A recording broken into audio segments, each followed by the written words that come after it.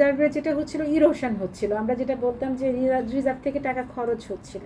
আমরা বিভিন্ন প্রয়োজনে বিভিন্ন ব্যাংকগুলোকে তাদের বিপদ মোকাবেলা করার জন্য রিজার্ভ থেকে টাকা দিচ্ছিলাম, প্রয়োজনে না দিয়ে পারা যাচ্ছিল না। তো সাম্প্রতিক সময়ে যেটা হয়েছে যে আমরা একটা ইন্টার ব্যাংক মার্কেট চালু করতে পেরেছি। ইন্টার ব্যাংক মার্কেট ফরেন কারেন্সির মার্কেট, ওখান থেকে আমরা লেনদেন করা যায়, ডলার কেনা বেচা করা যাচ্ছে, এবং সেই কেনা বেচা করা ডলার দিয়ে আমরা আমাদের যে আগের দায়গুলো সেগুলো আমরা এখান থেকে মিট আপ করতে পারছি। একটা 2 নম্বর হচ্ছে যে আমাদের রেমিটেন্স বেড়েছে আশাব্যঞ্জকভাবে। রেমিটেন্সের হার গত 1 বছর ধরে ঊর্ধ্বমুখী ছিল, এবং গত 1 মাসে এটা প্রায় 90% প্রবৃদ্ধি আমরা লক্ষ্য করছি। এক্সচেঞ্জ রেট যেখানে স্টেবল রয়েছে এবং রেমিটেন্স বাড়ছে, এই দুটো কারণে আসলে হচ্ছে রিজার্ভ বাড়ছে।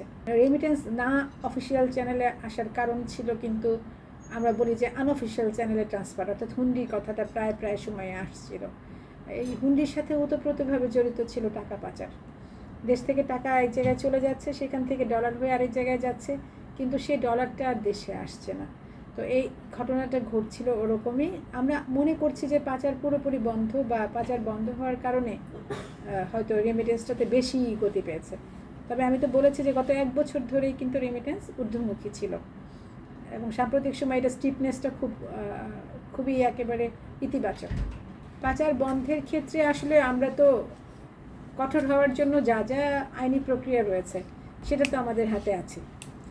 আমরা মনে করি না যে পাচার এখনও চলমান আছে বা পাচার খুব করতে পারছে কেউ, এটা আমরা মনে করি না। কারণ পাচার বন্ধের জন্য আমাদের বাংলাদেশ ব্যাংকের বিএফআইও যেভাবে সক্রিয় থাকার কথা অতীতেও ছিল, কিন্তু এই সময়কারে অন্য আরও অনেক ফ্যাক্টর ছিল যে জন্য বিএফআইও হয়তো তাদের শক্তি প্রদর্শন করতে পারে নাই। কিন্তু আমরা মনে করি যে বিএফআইও তার কাজ যথাযথভাবে এখন করতে পারছে, এবং পাচারের বন্ধ করার একটা ইনডাইরেক্ট বেনিফিট আমি কিন্তু পাচ্ছি রেমিটেন্স ইমপ্রুভ করার মাধ্যমে। আপনি যদি আইনি প্রক্রিয়ার কথা বলেন, আমাদের মানে বিএফআইওর যে আমাদের অ্যান্টি মানি লন্ডারিং অ্যাক্ট, এর মাধ্যমে টাকা পাচার ফেরত আনার জন্য প্রসেস বর্ণনা করা আছে।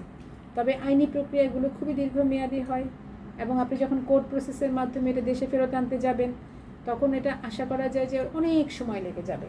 তো আমরা যেটা মনে করছি যে আমরা এই কোর্ট প্রসেসের মধ্যে ইন্টারভেনশন করে, অর্থাৎ স্পেশাল কোনো মেকানিজম তৈরি করে এই প্রক্রিয়াটাকে বেগবান করব। একই সাথে আমরা বিশ্বব্যাংক, আমরা বিভিন্ন সরকার, আপনি আজকেও পত্রিকায় দেখবেন যে ইউকে সরকারকে অনুরোধ জানানো হয়েছে, ইউএসএকে অনুরোধ জানানো হয়েছে, কানাডান সরকারের যারা যেসব দেশে, বা সিঙ্গাপুর, যেসব দেশে টাকা গিয়েছে সেসব সরকারকে যেমনভাবে অনুরোধ জানানো হয়েছে সরকারের পক্ষ থেকে, একইভাবে আমরা আমাদের বিশ্বব্যাংকের কাছ থেকে টিএ কম্পোনেন্ট নিয়ে লিগ্যাল প্রসেসে যেন ইন্টারভেনশন করে খুব দ্রুততার সাথে আমরা টাকা দেশে আনতে পারি, সেই প্রচেষ্টা করা হচ্ছে। বলার সাথে সাথে চলে আসবে সেরকম না, তো এখনও তো আমাদের টাস্ক ফোর্স তৈরি হয় নাই, আমাদের বিশ্বব্যাংকের টিএ সহায়তা আমাদের হাতে আসে নাই, সেগুলো আসতে হবে। আমরা যেটা মেকানিজম ডেভেলপ করছি, আবার বলেছি যে কোর্ট প্রসেসের মাধ্যমে, তো কোর্ট প্রসেসের মাধ্যমে আমাদের ইন্টারভেনশন দরকার হবে, যেমন খুব মনোযোগ দরকার হবে টাকা পাচার করা যারা নিয়ে গেছে সেগুলো আনবার যারা প্রক্রিয়ায় জড়িত আছে, কোর্টকে এদিকে বেশি মনোযোগ দিতে হবে।